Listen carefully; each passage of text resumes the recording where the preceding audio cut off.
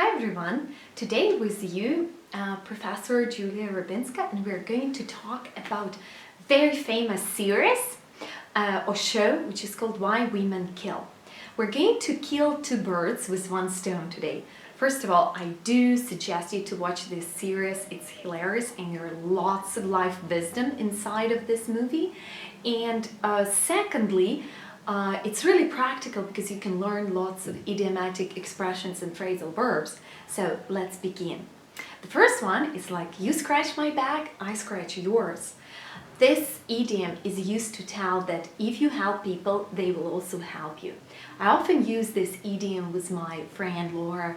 I tell and ask her sometimes to do me a favor, and I ask her, Laura, could you scratch my back? I scratch yours. Could you substitute me today, and I will substitute you tomorrow?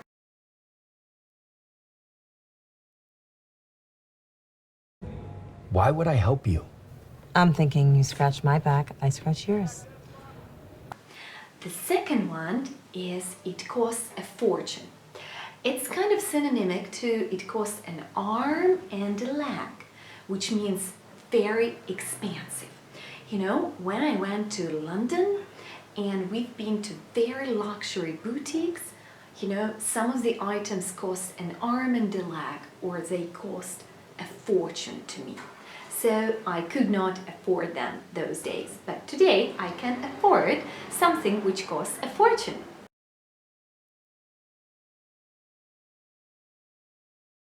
Yeah. Guys, come on, it's such short notice. That'll cost a fortune. Oh, please. We've got tons of miles. The third phrase is my jam. This is the song which you really admire or love. In my case, my jam is the Adele song, When We Were Young. When we were young, when we were young.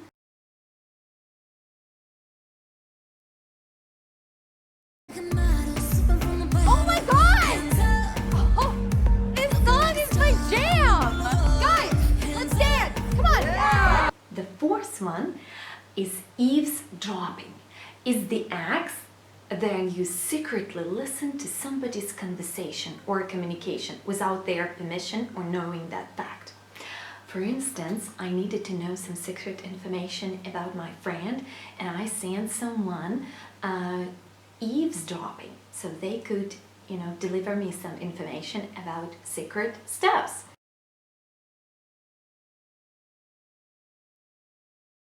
Naomi, I thought we were meeting at the club. You never know who's eavesdropping there, and what I have to say is for your ears only. Next one is like work fingers to the bones. It means work very hard. You know, when you build a house or you make repairment in your house or a building, you can work fingers to the bone. But as a result, you have fantastic, tremendous work or great design, so you're not sorry about that. You're not sorry about working fingers to the bone.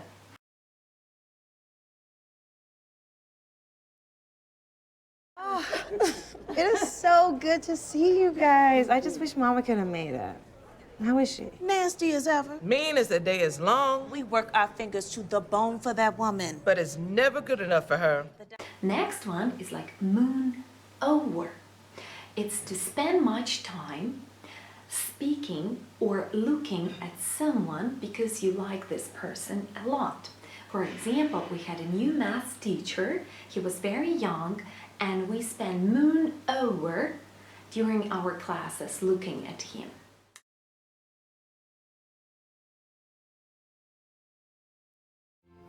You don't need that right now. Your career is finally taking off. You should be enjoying this time, not mooning over some other woman's husband. Next one is to feel under the weather. This is when you feel kind of ill or sick or you don't feel very well. For instance, you tell to your friend that you cannot go or attend this party or event because you feel kind of not going. You don't feel like going, or you feel under the weather.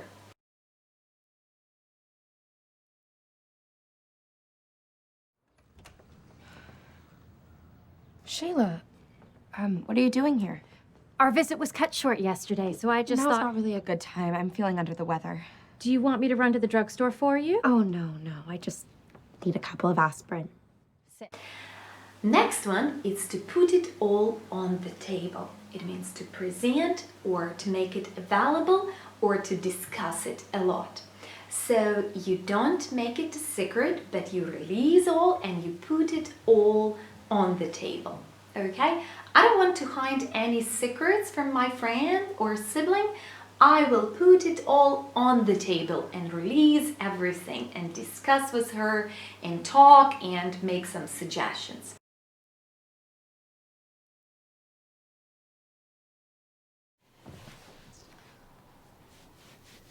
What do I do now? Come clean. Tell him you know about the affair and the baby. No. It's time to put it all on the table. But how will that help? It will force him to make a choice. Next one, out of the blue. This is when something happens out of the blue. It means it happens very unexpectedly.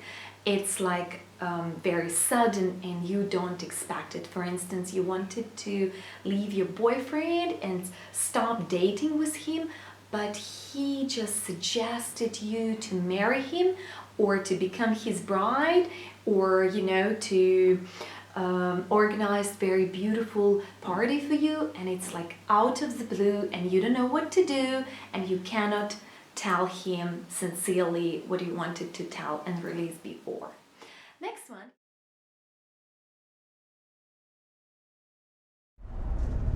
How did you come up with that, by the way? It just came to me. Just out of the blue. Yeah. Next one, it's like to pop into somebody's head. This is when you have an idea or something occurs really all of a sudden and it appears in your mind, for instance, out of the blue, or it pop into somebody's head, this tremendous design. So it means it popped into your head, the idea came all of a sudden.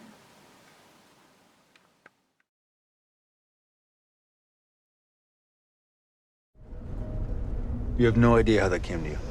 Why does it matter? I'm just curious. I don't know. It just popped into my head. Just boop. Boop. Yeah.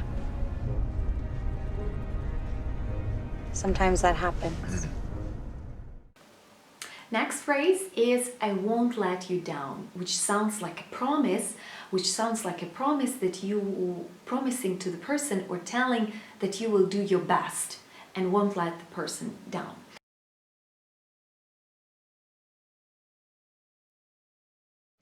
Oh, sweet. You still that cold? It's fine. I'm good. Just, Taylor, trust me, okay? Believe in me. I promise you I will not let you down. Next one, it's like let's hit the road. This is a kind of phrase which means and predicts about your journey, or you're going to leave this place. Someone is asking you to stay longer than forever, but you say, oh no, it's about the time for me to hit the road, which means you need to leave and go abroad or just to go to your second destination.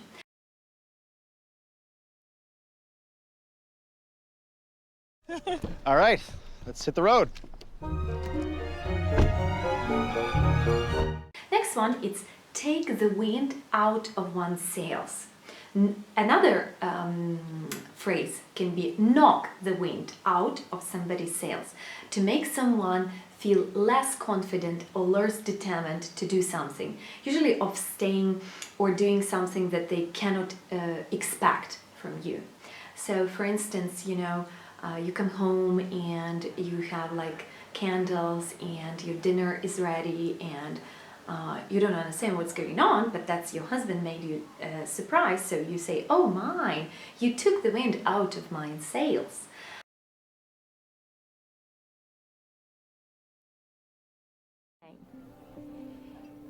I made the mistake of telling him I wanted to give a recital, and he just laughed. He said I wasn't as good as I thought I was. That sort of took the wind out of my sail. Oh, honey. And one more phrase is like to run errands. This is some kind of similar phrase to doing different business or tasks for someone else, but it's quite different from doing chores because that means that you don't have much desire or you don't wish like doing that. That's why we call it run errands, like doing some laundry or some kind of business for the person who asks you doing that.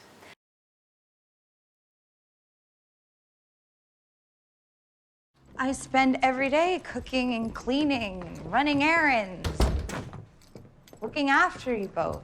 I think it's nice that someone actually wanted to say thank you.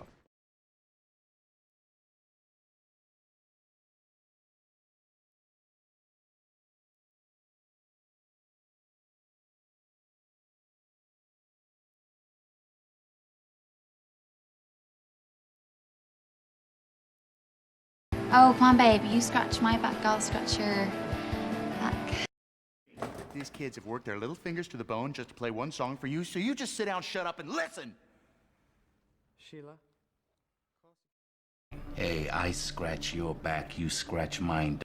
It costs a fortune to keep like this, with the mowing and the trimming. Your defect, Miss Bennett, besides eavesdropping, is to willfully misunderstand people. I thought you had brought that big moon over to my house because you were so in love and woke me up with it. The only chance you two have is if you put it all on the table.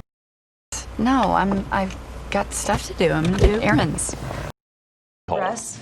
No. All right, let's hit the road. Okay. A combination. They demanded the first numbers to pop into my... Are you feeling okay? I'm fine. Just woke up feeling a little under the weather. Taking a class, it just happened out of the blue. I thrive on enthusiasm. Don't take the wind out of my sails. I need you. I won't let you down, I promise. Thank you. Thank you very much. If you wish to learn more idioms, phrasal verbs, or advanced English with Professor Julia Rybinska, please join me next time.